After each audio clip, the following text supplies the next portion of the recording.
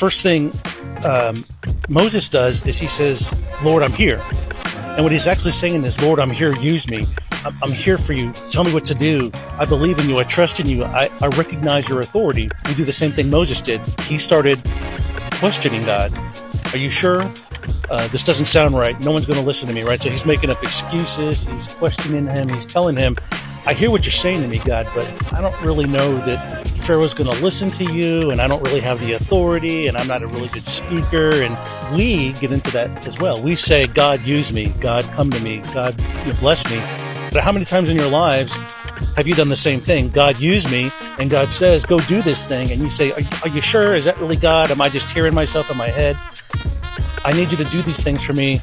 God, I need you to use me. And when he talks to you, you question it instantly. Is that God? Is he telling me, did I really ask for this? I can't do it.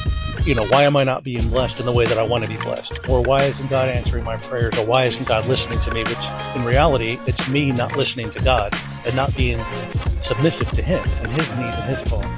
God is asking to use you because you've asked God to use you. We don't have clear signs. I don't have a cloud and I don't have a fire that's leading me every day. But I can guarantee you personally, if I saw a cloud and fire every day, I'm following that and I'm not questioning God. These guys have just seen all the plagues. They've seen all the fire. They've seen all the smoke, and they're still questioning God. We do that every day in our lives too. We see that God wants us to do something. We see what's good. God leads us on the path, and we don't know the path.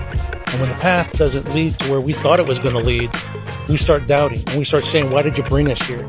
Surely you didn't bring us out here to just kill us. Regardless of what our circumstances, we need to move forward with confidence. The confidence that God has given us a purpose, God has given us a reason, and our destination is probably not going to look anything like we thought it was going to look like. Right? We've got things that have been enslaving us or that continue to enslave us. And we've made it to that Red Sea. We've seen God's miracles. We've seen him move in our lives. We've seen him remove the obstacles. And yet, we're still at that Red Sea waiting for something to happen. Either we're going to die by drowning or we're going to die because our sin's going to catch up to us. But we never imagine that God's just going to part the seas and let us walk through to get to the other side. And in the process, that sin that's been chasing us is going to be destroyed. It's going to be killed, and we're going to be freed from it. We all have our own Egypt. We all have our own Pharaoh. And in the midst of God moving, we need to be cognizant of it and be able to see it, right? We want to be able to know that God is freeing us, that God is working for us, that God has a plan for us.